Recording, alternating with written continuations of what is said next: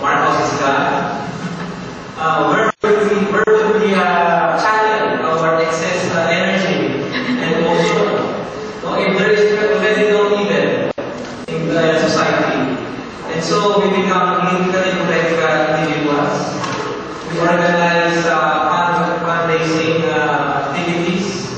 We support so many charity events so that we can be accused of being apathetic in our society. We can solve the disadvantaged people. But there was also a need for us to show that we're more than just politically correct individuals. Because we were called Generation X. No, and in math was X. And no, we're not and so, era came along. Former President Joseph Estrada became the president. And so we have our commandos. In some ways, we thought he was Marcos. He was a governor, he was a womanizer, he was a college dropout, not Marcos. And he has a midnight cabinet. And so, we channeled our emotions in fighting era. We participated in Exodus. That was the first people power facilitated by organized assemblies and by texting. That was the first time that we realized the power of texting. The first time that we realized that text jokes can undermine the presidency. So text jokes is successful. And who was successful?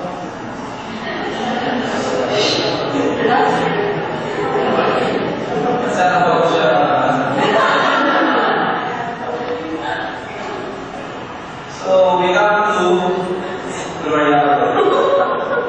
Those born in the 1990s, many of you born in the 1990s, are like those born in the 1960s. They only knew one person. When Jimmy became president in 2001, they were elected students. Now they are about to graduate from college. There is only one president for them, President Ryerson. And there is an attempt of Kamalayan Filipino through revolution, armed resistance, whether it's through lobbying efforts, whether it's through activism or even joining politics. And even now, he's talking about the current situation in the Philippines, where there's a lot of opposition to the current president. The groups that he was mentioning are still very much, like Anak Bayan and the League of Filipino Students are still very much in the midst of all of that resistance to the current administration. So for us, as an extension of the Filipino people, Filipinos who are outside the Philippines, we also have our own history here. If you look at the history of Filipino migration to Canada, the first huge batch of Filipinos who came they came in the, I think, mid-60s, no? Or even early 60s.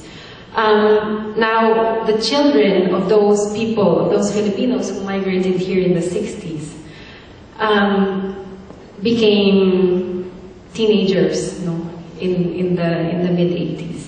And that's when I think we see here in Canada the emergence of a Filipino youth scene, kind of.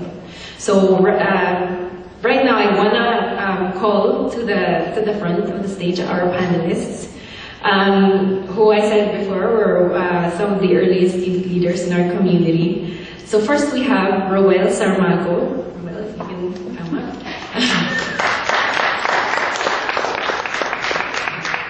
And I'm also going to call on my buddy Dylan to help me out here. So Roel is a former president of FCAR.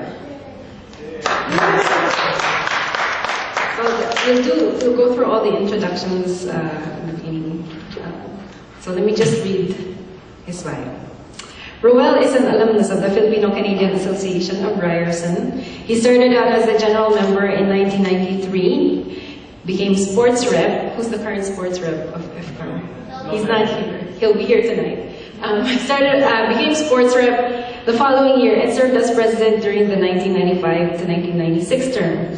He played an active role in the events organized by the United Filipino Students Association, which is, or it was called OFSA, which is the Alliance of the FSAs of Ryerson, York, and U of T. And I'm not sure, well, were there other organizations involved in OFSA, or was it just... Yeah, he'll talk about that later. He was the chairperson of the OFSA Christmas Gala during the 1996-97 term. He was the keynote speaker for the Canadian Awareness of the Filipino Experience Student Conference in 1996 and performer at Super Skills. This year we just finished Super Skills a couple of weeks ago. So he performed in 1997 and 1998. And he was the co-founder and publisher of Brown Sugar, Brown Scene magazine, which ran issues from 1997 to 2002. And Roel was a member of the board of directors of the Philippine Chamber of Commerce in 2007 to 2008. And he is currently a member of the Toronto Board of Trade and the North York Chamber of Commerce. So FCAR can lead you to bigger and better things. The next, so after we'll go through the introductions and then we'll do the presentations. Next speaker after Roel is Where's Ramon? Ramon, get in here now, please.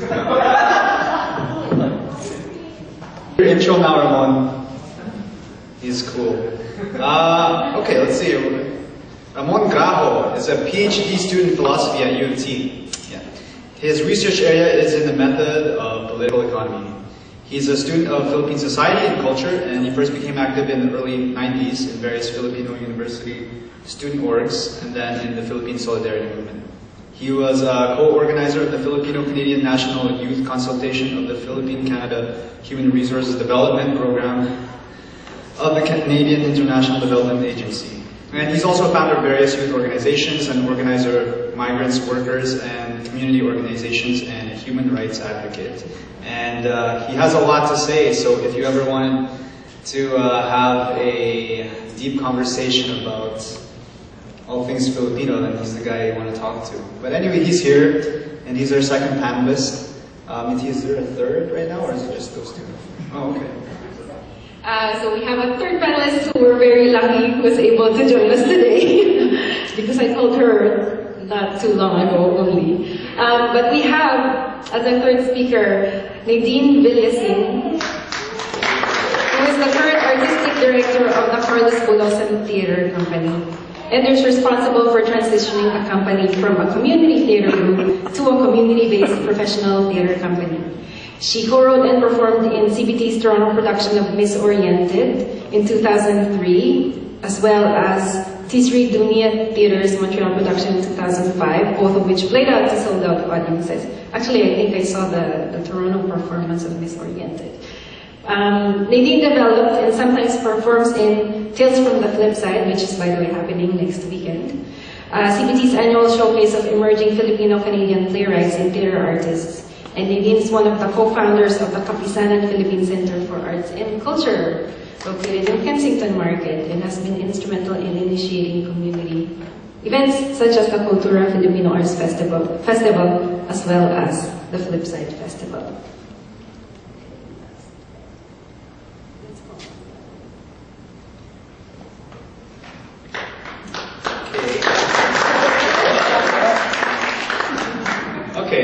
So here we're going to call up our last but not least, our fourth panelist, Manuel Luis Veneracion.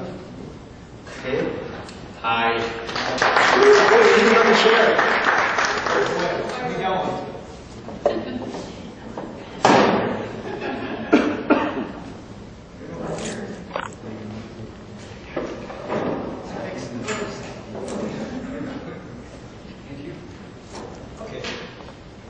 Bio. Okay. Manuel Luis Veneracion is a regular balikbayan who just returned from the Philippines after being away for a year. During his stay, he was able to travel through various towns and provinces, cultures, and classes from the northern Cordilleras down into Mindanao. Traveling mostly for the heck of it, he also volunteered with the Salinahi Alliance for Children's Concerns and the Children's Rehabilitation Center. He took part in the relief efforts during Typhoon Ondoy, as well as several of their other missions and projects. Manuel will share his experience as a first-time balikbayan, as well as show some video and photos from his trip. Sounds cool. Thanks, man.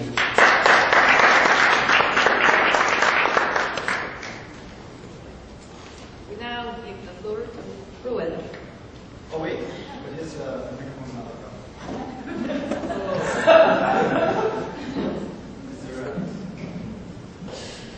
Where do we start? Jeez. I guess I'll give you sort of a brief bio background. As Minty said, I used to walk these halls back in 1993, I think. 93, 94. Yeah, 1993 was my first year. 1993. I was general member for FCAR back then. And didn't really know what was happening. It was my first year, and I thought, okay, there's some Filipinos who are getting together. And I used to walk by their L374. That was our club room. It was like a big closet in Jorgensen Hall on the 3rd floor. And I used to pass by that office and think there's a bunch of Filipinos laughing and stuff in there. And automatically, because I didn't know them, I thought they were snobby, right? It's funny when you don't really know somebody, you think maybe it's that Filipino mentality that we got to change. But eventually, a family friend of mine I walked past her on the street, and she said, "Hey, do you want to be sports rep next year? Do you want to run for sports rep?" And I said, "Sure." Yes. Okay. Who else am I running against? She's like, "No one." And so there was like one person running for sports rep, and that was me. And I was just appointed into the role. And we ran some sports tournaments, and I started getting my feet wet in the whole Filipino scene. And at the time, there were basically we used to have jams, as we call them, parties in Oakham House. There used to be the I don't know if it's called the pub down there used to be called the Junkyard way back when. And is it called the Ram now or the Rye? It's called the Ram and the Rye. Yeah, it used to be called the Junkyard way back when.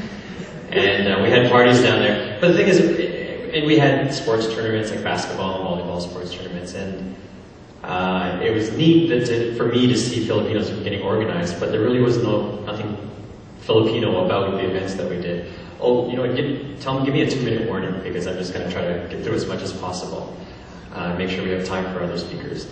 And so when I was in my second year, they were looking for a president for the next year, I had all these ideas as to what we should be doing. And it's like, yeah, it's great that we're partying together, we get drunk, and we hang out, and we go to sports tournaments, and you know, FCAR's got to beat FSA and U of T, and we gotta win these things, right? So there's all friendly competition. But again, there was nothing Filipino about it. So I ran for president at the end of my second year, became president 1995 to 96 term, and I had 3 mandates. One was to actually make money, because it always seemed like we were spending money and we weren't making any money. Another one was to be more involved with the greater Ryerson community, because the way I saw it was it's almost like organized racism. The Chinese students had their own thing, the Caribbean students had their own thing, and the Spanish students had their own thing, and of course FCAR was the best of them all, right? But so what I wanted to do was actually integrate with the other clubs, and then also actually be more Filipino, because you take the people out of the jams, the parties, the sports tournaments, and it could be any culture. So we actually started injecting more culture into our events.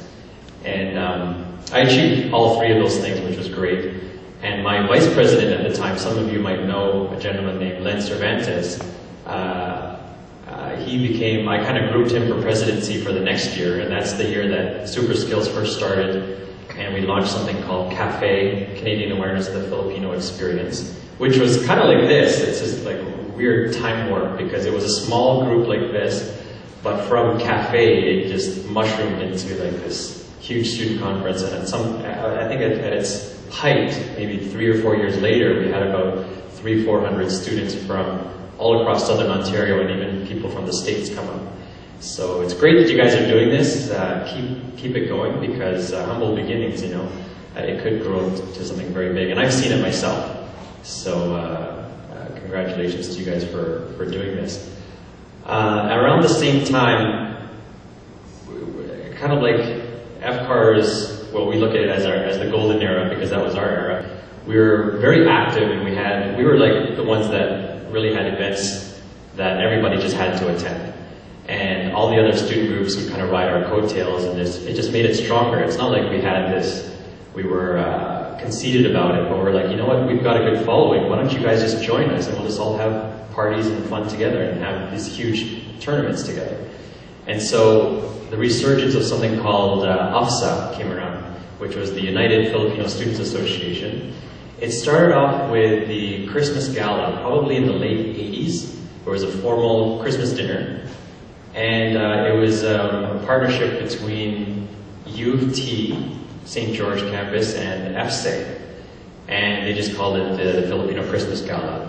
And they thought, okay, well, we need another organization name. Like, Filipinos always need to make it a name for their organizations for some reason. So they call it I think the Bi-University Filipino Association or something.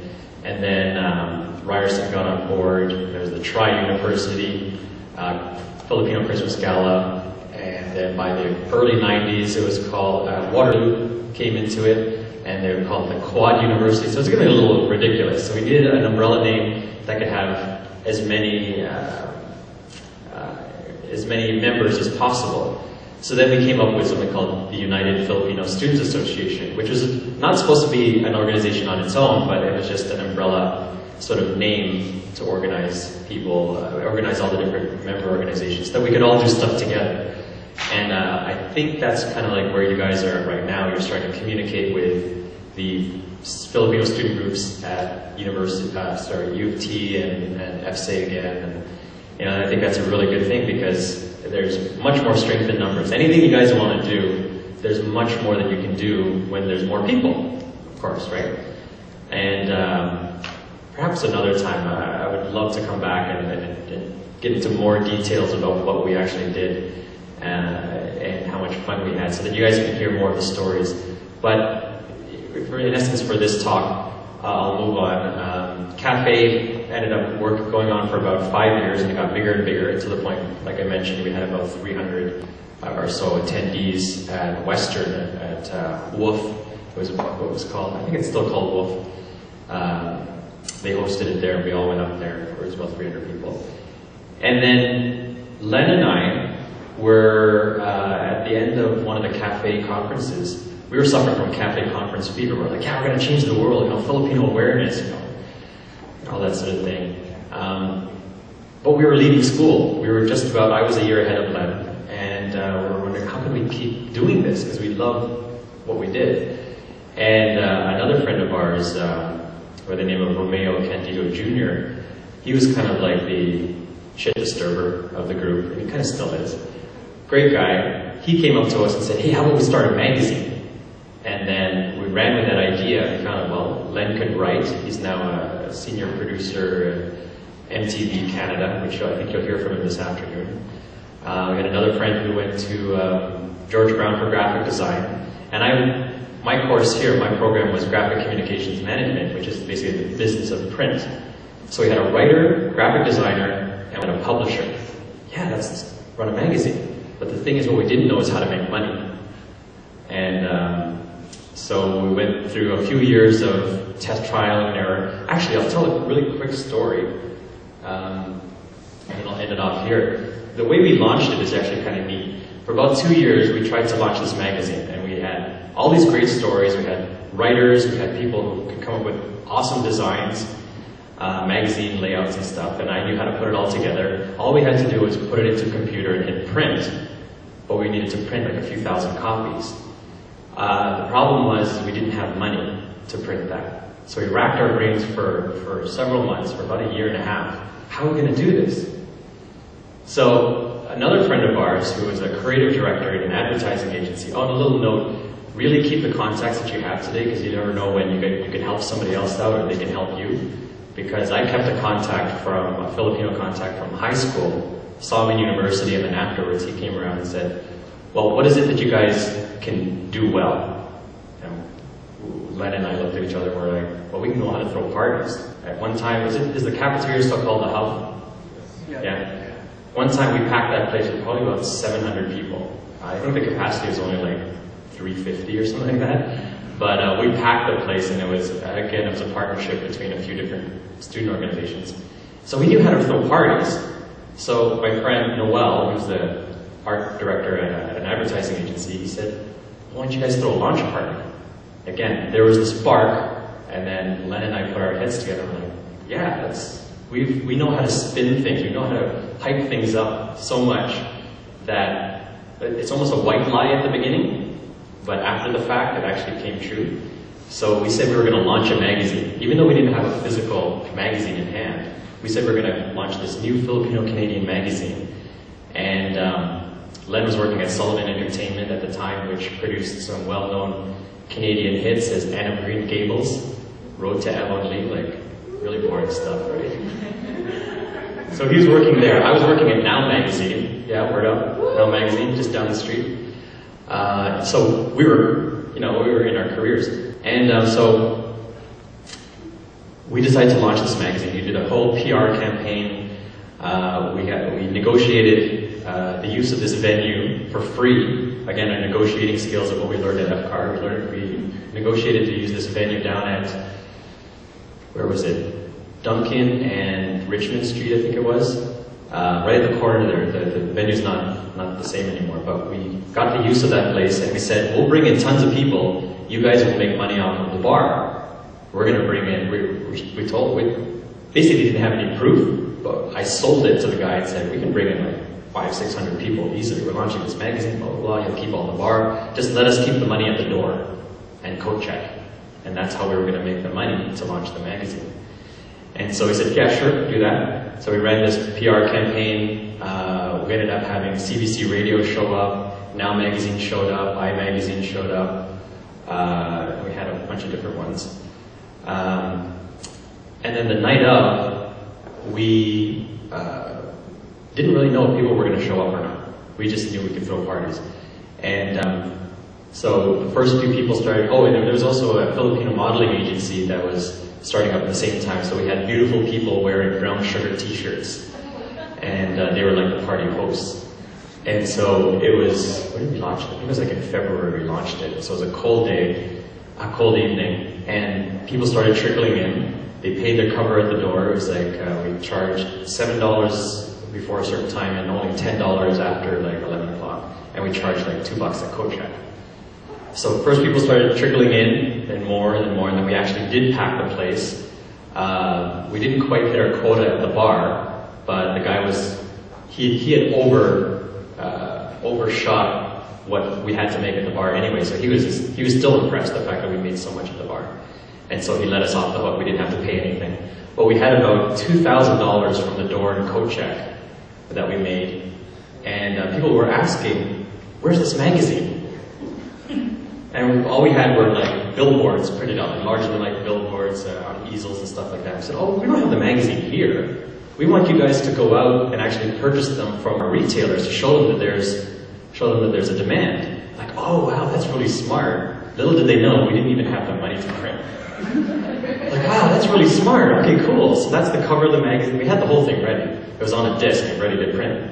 So that was on a Saturday night. Monday morning, I ran to the printer and got these things printed and said, okay, here's the money, here's the disc, now print.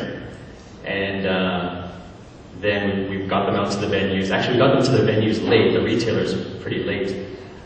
So when I called up one of the retailers and said, I'm the publisher of a magazine, I spoke to somebody else there before and I want to bring our magazine and put it on the shelf. I said, what magazine is it? I said, it's Brown Sugar magazine.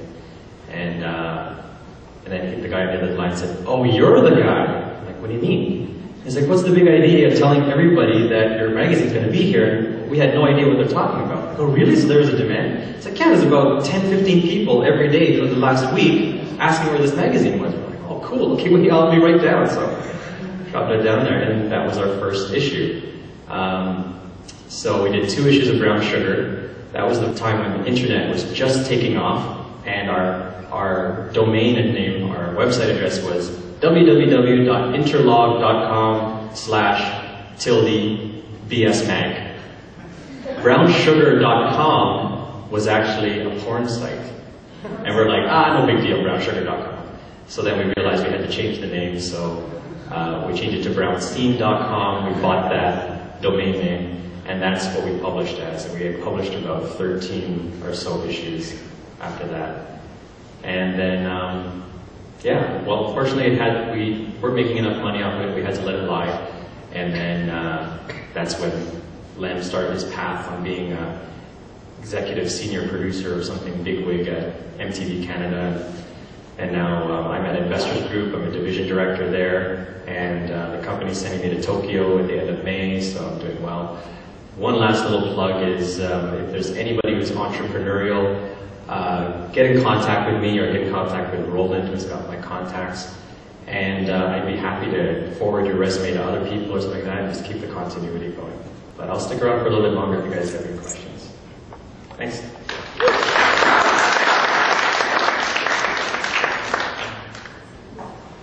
I was asked by Mithi to speak, but she didn't tell me the time frame, so she just gave me this 10 to 12. So, oh, I have 2 hours? Just kidding, I'm gonna keep it shorter than that, so I've shortened it to 1 hour and 45 minutes. Anyway, I've been asked to speak about the historical role that Filipino youths have played in the community here in Canada. I think the reason why I was asked is because I'm the oldest one here, and I sort of saw it from the very beginning, or near the very beginning. And if I hadn't been involved in that and gotten married early, probably my kid would be here with you guys now. So I won't reveal all of that, but you can do the arithmetic. But it was around the late 1980s. And I say this because it depends on the area of Canada, right? So in some cities it started in the late 80s, some in the early 90s, but there was a flowering of different kinds of student associations, both university associations and student activist groups. So I don't know whether it was in the water or in the air, but they were all popping up, and there were 3 kinds of questions that were in their mind at that time, if you look at their activities. One of them was the perennial question of identity. You know, what it was to be a Filipino, what did that mean, etc., etc. And I think maybe this arose because this was probably the first generation of Filipino kids who grew up in Canada or who migrated here, not as adults, but now were, getting into their 19, 20 and stuff like that. So they would ask themselves these questions, whereas their parents had been migrants and really didn't ask that question, but were so busy trying to get established that they didn't really pass down. Because in the beginning, there were a large number of Filipinos. That really took off in the 90s. And I just vaguely remember at one point, there were some areas of Toronto where you could see lots of Filipinos. And then at some point, it seemed you could see them everywhere. So that it was somewhere around the 90s where it was growing from the 70s on, but that's when it really became noticeable. So I guess that was the time. And the second one was the question of unity. It was always, this problem, and I think it's still a perennial problem, that there's so many Filipino groups, right? But they seem to be divided amongst themselves. And so this was a question amongst university-age kids talking about, well, how can we try and build some unities amongst youth and students? And the last one was this question about solidarity, right? Are we just going to be youth organization where we just hang out and do sports or parties or something like that, or is there something more that we could do? So a lot of these youth, there are different levels of the way people ask these questions, but at the forefront were a lot of youth who started to go back and study Philippine history, etc., etc. So some youth activist groups were set up, and they were closely tied with the regular universities, Filipino ethnic student associations and things like that. Often they were members of that who became activists, so that was kind of the relationship. And they were kind of the workhorses for a lot of the solidarity movements here. In a sense, you could say it was youth, and what we'd say in the Philippines, gayon, because that's the old people.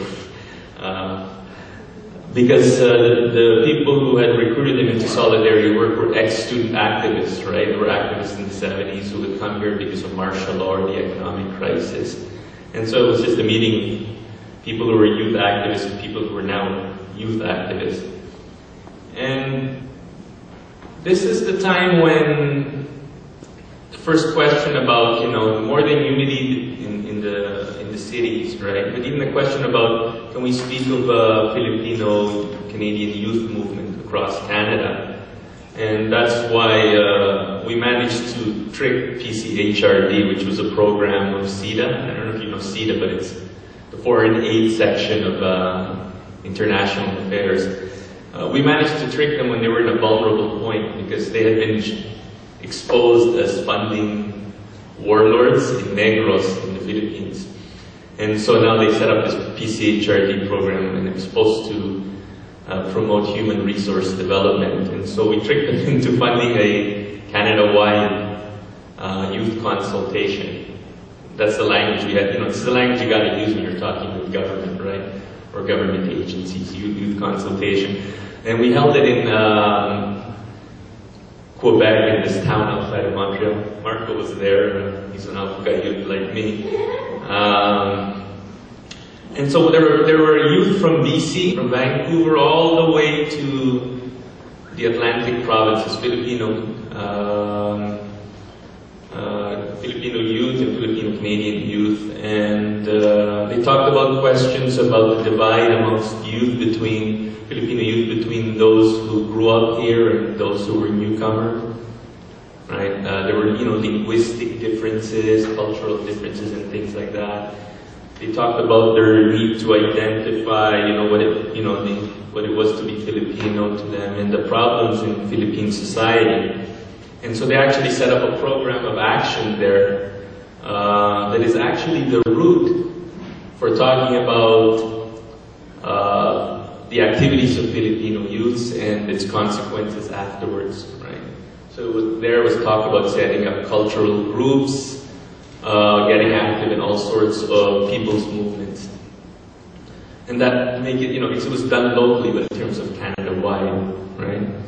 And that went on for that period. And the result of it was in the late 90s to the early 2000s, there was a very vibrant Filipino youth movement. Both the Filipino student associations, you just heard what was happening. So these were the outgrowths of that. From this initial, Canada-wide conference to the various cultural and political conferences and events that came afterwards, like Cafe or UFSA. And many of these people who came out of that, right, either went into the cultural industries or set up cultural groups or became organizers and set up various people's organizations that are now active in our community. For example, workers' organizations. If you've been reading the Philippine reporting, there's been campaigns, for example, recently on domestic workers issue because a significant minority of Filipinos here went through the various forms of these foreign worker programs. And these were set up by these Filipino youth originally. plus work in the unions, etc., etc. And so the period between the late 90s to the early 2000s, and you can see the fruit of all this. We're, you know, from that sort of the later part, earlier to that later part of that generation. And we can say that here are the three, how much time are we at? Because I'm trying to keep this short. 2 minutes, okay. Here are the three main contributions that happened out of there. The first one was the creation of a people's movement, right? Because the first Filipinos who were here active in political activities were either in the those political exiles, I think, for example, your mother, right? The anti-Marcos dictatorship, and the solidarity movements after that, the human rights movement. But it was all people who were activists in the Philippines, and it was the entry of the youth that turned it into a broad people's movement, because it was these youth that went out and became organizers for various organizations in the Filipino community.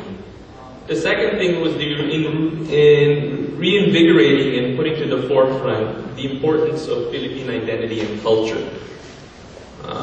You're probably too young to remember this, but you know, when I was growing up, that wasn't the question, right?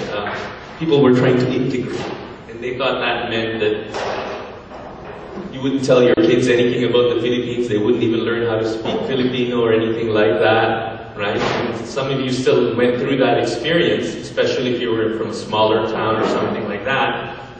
And you almost kind of hid that you were Filipino to outsiders. I mean, you'd have Filipino parties, right? Everyone might remember this, you know, all of your relatives or clan members or from people from the same village or town or barangay. But it was at this time where it became propagated that we had to be proud of what being Filipino was and what it did mean. And it was looking back at Philippine history to the people's history of the Philippines, right? So now everyone says, well, they're proud to be Filipino, even people who probably aren't, right? So it's a product that it's on the agenda. That's the important thing, right? It's on the agenda. The third thing was Philippine studies actually became a legitimate field. I can't say it was just due to Filipino-Canadian youth. It was also due to Filipino-American youth, because it was around the same time they had links with each other and actual organizational contacts with each other. So now you have this advantage that you can actually take courses on the Philippines if you're in university, right? I'm actually part of a collective of academics called Critical Colectivo, which are various academics from various departments that are engaged in Philippine studies. So I'm in the Department of Philosophy, some people are in OISI, that's in education, some are in sociology, etc., etc. So while there were Philippine academics before, there weren't that many of them. And they weren't necessarily focused on Philippine issues, because I knew some of them were like in chemistry, right? Even though the one I knew, she was active in the Philippines as a student activist, and her PhD was in chemistry, and she didn't really talk about the Philippines. But now there's something like that, and it's a legitimate field. Even non-Filipinos are involved in it, like the head of the geography department in York University. He's been doing studies on migration, right? So these are the three things, right? These are three important things that my generation, your generation, we're sort of in the blur, except that combined generation, made possible. Now, why I'm saying, putting it this way, is because there was a kind of era of the dark years of the Philippine students movement in the mid-2000s. And I call it the dark years for the following reasons. For one thing, while there used to be this organic link between Filipino activist youth and their organizations and the basic Filipino youth organizations like university associations or community associations, that was kind of severed. For a while, the Filipino activist youth weren't really involved, and the other way like that. So I'm happy to see that it's coming back, that links, right? You're seeing, like, for this event, if you look at the groups that are sponsoring this, there's the basic Filipino organizations like the Student Association, association, right? That its requirement is you're just a Filipino and a student, so that's why I call it basic. And the other one is you have to hold, be active in a certain way, so it's an activist organization. And the second thing was, in the early years when Filipino youth went to the community to organize Filipino workers' organizations or domestic workers' organizations, they didn't tell these people what to do. They went there to listen, to learn from them, to find out what their realities were. And somewhere around the mid-2000s, instead of independent Filipino youth activist groups who were organically linked to Filipino basic organizations, they started to be linked with NGOs, these institutes, centers, non-government organizations. And they were now preaching or telling workers what they're supposed to do, or what. So there was an alienation there, right? Happily, there's been a revival since the late 2000s, and it depends on which city, what year exactly, that there's going back to the old ways or the new, or the ways it was always been done in Philippine history to create a popular movement. So that's sort of the history, and those are the accomplishments. And so this, again, if you look at it, there are really three challenges to Filipino youth throughout our history. The question the first one is, what is it to be Filipino in youth? And it's not just a question for you if you grew up here, it's a question even in the Philippines, right? What is it to be Filipino? Because there's the ruling elites preach a different message from the people's movement, right? And that's completely two antithetical views of what it is to be Filipino. And the second one is the question of unity. How can the Filipino youth make themselves a factor, a positive factor in Philippine society? Right? What kind of, there's a saying that the youth are the future. I mean, let's make it less trite, right? What future do you want to make, right? Do you want to make the Philippines better off and the Filipino people abroad better off? Or are you those people who want to disappear into the general population, right? So that's the second question, right? And the third one is related to that is for what and for whom, right? So I'd like to summarize it as like history, unity, and service to the people. The first one about history is it's very important. This is always a contested question. Sorry, this is for the academic sounding thing. And that is to study our history in the present situation, right? How can you know what it is to be Filipino if you don't know the history of the Filipino people, right? And what the problems and challenges it faces, right? Two, what is the relationship between activist youth groups and basic Filipino youth organizations? Right? If you look at it, there's this historical cycle involving both types of groups. For example, in basic youth groups, this is how it tends to happen. And to an extent, FCAR sort of slightly bucked it, but it's generally followed the trend. What happens is groups come, these are a bunch of friends, really want to do something, and they set up a youth university organization. They're all really active, right? Or if it pre-exists, they really reactivate it, and they're their friends, and so and so, and they graduate, and then it sort of dies down. There's phases like that, right? And you also have a kind of phase like that in activist youth groups, where you get a surge of youth activism, and they're really active, and then it dies down. It turns out there's actually a connection between them, right? The historical memory of groups really comes from those who were really active and were engaged in things. Because if your group is just for basketball games or party or it could be any association, it has no historical memory, right? You have to go beyond that. And they positively feed off each other, right? A lot of the activist students came from the regular basic youth groups, and the basic regular youth tend to have an historical memory because of these activist youth groups, right? So it's important of both of them. This is a question about unity, that they have a connection. And the last one is service to the people. And I can say the lesson here is you have to go deep amongst the people and investigate their problems, right? And so that when you organize their organizations, it's for them and you develop their leadership. And so you're not sort of a servant of some NGO or something like that. So I think that's the history of the youth movement here, in Filipino-Canadian youth movement here, and the lessons that you can draw from it. So, sorry for taking too much time. Hi. So, as Mithi said, I am the artistic director of the Carlos Bulosan Theater. I would consider myself, and the community of artists that I work with would also consider themselves, I think, cultural activists. I was raised by activists. I'll start by telling you a little bit about the history of the theater company. It was originally founded, my mother was one of the co-founders, and it was originally founded as the Carlos Bulosan Cultural Workshop. And it was the cultural wing of a political organization. So it was founded by the Coalition Against the Marcos Dictatorship.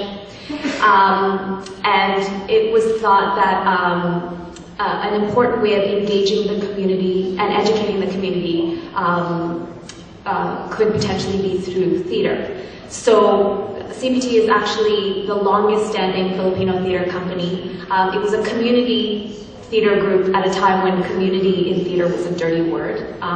So even though we're now a professional theater company, we still refer to ourselves as being community-based because we don't think that community is a bad word. Essentially, I mean, over the years, CBT has done plays about issues that affect Filipino communities. So the inaugural play was about the experiences of an immigrant in Canada dealing with the political situation back in the Philippines. And since then, CBT has done plays about domestic violence, about caregivers, about generation gap. And when I became involved, I grew up in CBT, or CBCW at the time, but when I became involved in 2001, when the original leadership was ready to kind of step down and pass it on to the next generation, one of the things that I felt was really important was, you know, now, I don't know how many of you know this, maybe all of you know this, but we're not just the third largest immigrant community in Toronto, we're the third largest immigrant community across Canada. And despite being very sizable communities, we are underrepresented in theater, in entertainment, in the media. And growing up in Canada, I felt a real absence of a reflection of my experience, my history in the classroom, on stage, on television.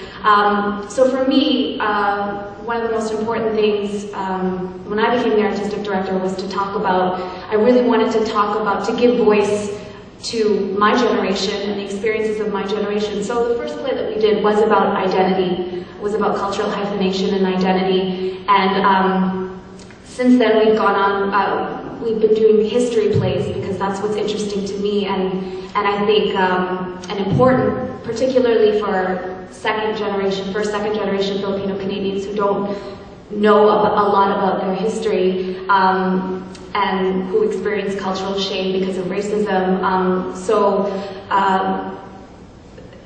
I mean, I think the real purpose of our theater company is to give voice to our history, to our experiences. We do, I think for me, youth engagement also became very important. We helped co-found the Kamalayan Filipino Center for Arts and Culture, which kind of has a broader mandate of you know, not just theater arts, but visual art, music, well, all different kinds of art form grounded in Philippine culture and identity. What can I say? We have a play creation program that is about nurturing and developing new Filipino-Canadian playwrights.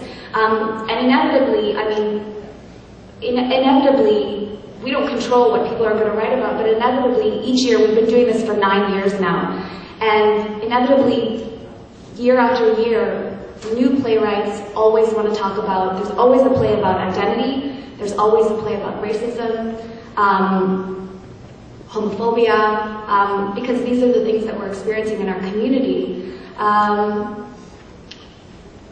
What else can I say? I mean, I know I can speak for my generation. You know, I grew up at a time when, despite the fact that I grew up amongst activists who were very active in the community, I felt very disconnected from the community. I couldn't relate to a lot of the community events that were happening that identified being Filipino with, you know, dancing the tinikling and halohalo, although those are good things. But for me, I think it didn't necessarily encompass the Filipino experience, the Filipino-Canadian experience. I couldn't relate to it. So I think that it was really important to me to have a place that was a hub for not only Filipino-Canadian artists, but Filipino-Canadians who are interested in knowing more about their culture, a place to come together, a place to identify and feel proud about being Filipino that wasn't just about food or wasn't just about a social activity. I don't know what else to say beyond the fact that I think when I was coming up, and we talk about this with Roel and Romeo, when we were coming up as artists, we didn't have mentors. We were kind of making it up as we go. And I think that's what we're trying to provide for the next generation, is mentorship. And I think it's no accident that in the past decade, like when I first started the theater company, I could maybe think of 5 people that I could get to come act or direct or to do something with the theater company. And now the community of theater artists and artists in general has just exploded, and I think that that's no accident. I think that in being able to see your experiences reflected in theater, in film, in art, it inspires others to do the same. And so that's what we aim to do, and I think that's all I have to say for now.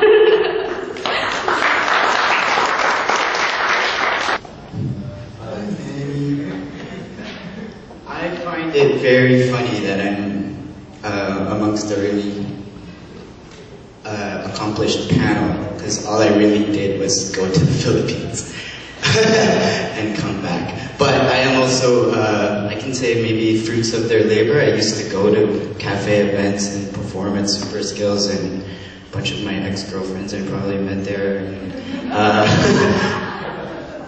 People power was one of those things that got me involved with Kapisana, and after I watched that, and sorry, I hope I don't make you feel old. Like, yeah. So like I grew up within that system, going to all those parties that some of your associations were putting on back in the 90s and early 2000s.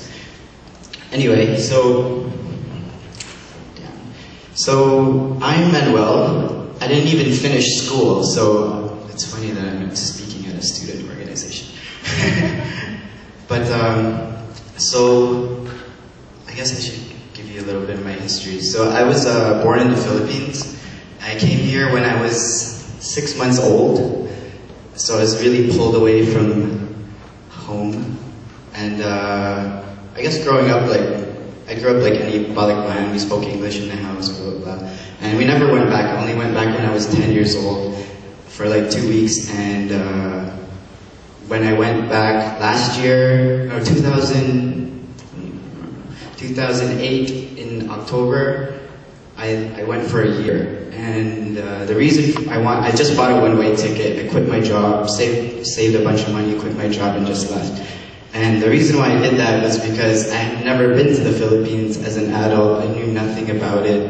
And it was just something aching inside of me. I don't know what to call it. Curiosity, sense of adventure. I read like crazy Kerouac books and then like, you know, motorcycle diaries and stuff like that. So it was just my frame of mind, and it was just the right time to go, so I left. And I ended up staying a year. My plan was like to travel the world, but I ended up staying in the Philippines because once I got there, I realized, man, I hadn't been here my whole life, and it's home. And so every other month I'd be like, okay, maybe I should go to Malaysia or somewhere else, and I just kept staying because there's so much more to learn and experience. So anyway, I have a few videos and stuff from my travels, and I'll show you. So okay, yeah, I left in October last year, and the first 2 months, all I did was stay with my family.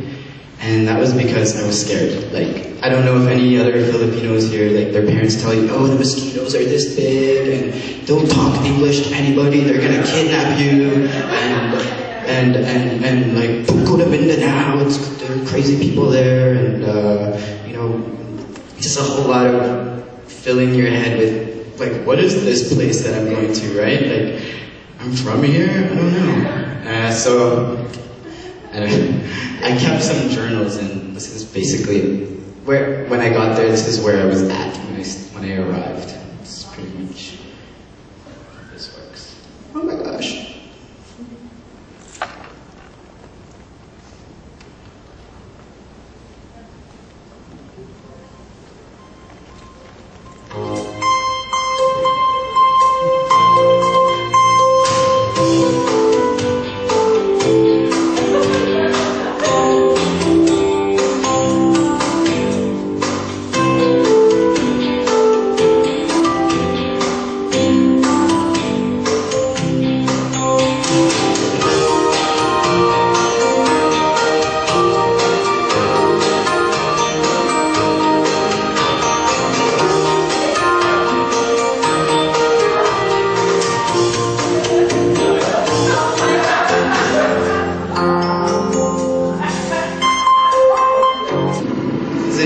City in Mindanao.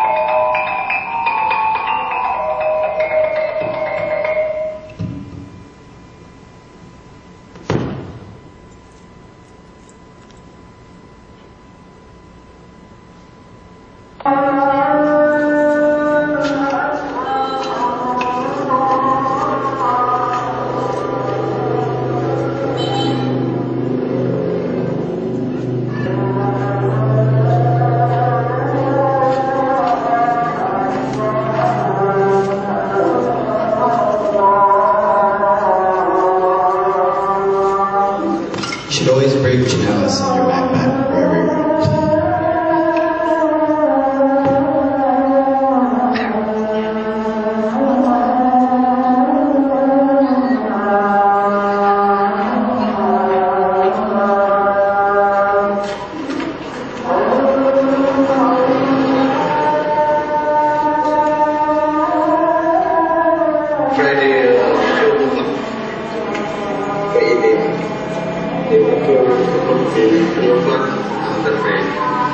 Yes, 6 or 5 times a week.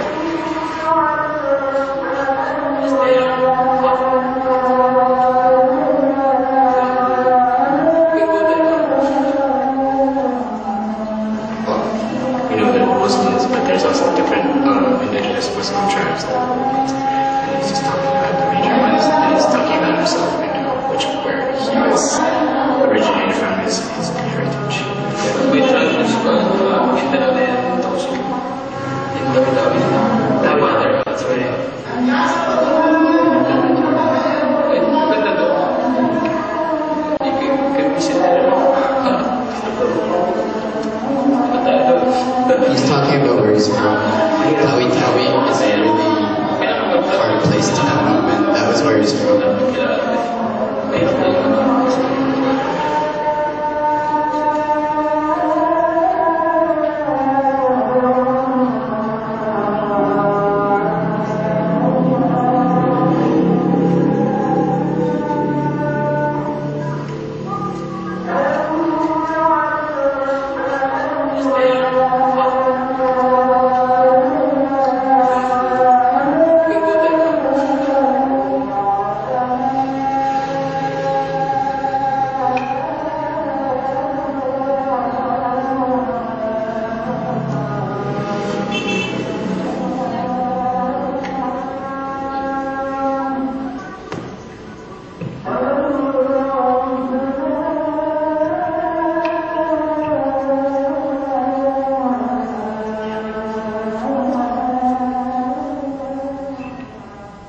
So yeah, the women are separate from the men in mosques. Okay, so yeah, there's a lot of videos of us in Mindanao. I don't want to show you all of them, but basically after that, I got what you call the lakas ng loob ko. I was like, I'll go anywhere after that. So JR left me in Cebu somewhere, and I just started going to see the country for myself. And it was great because it smashed all the myths that my parents and grandparents gave me. And like we were talking about Filipino identity and stuff like that, and like I'm starting to realize the importance of why I went there. It's big because I get to come back and tell people about it. And we can talk about Filipino identity here, and I hear it a lot. We always talk about it. It's a big thing with Torontonian Filipinos. But for me, it's like you have to go there. You have to experience yourself. You can't just, you can talk about it, but like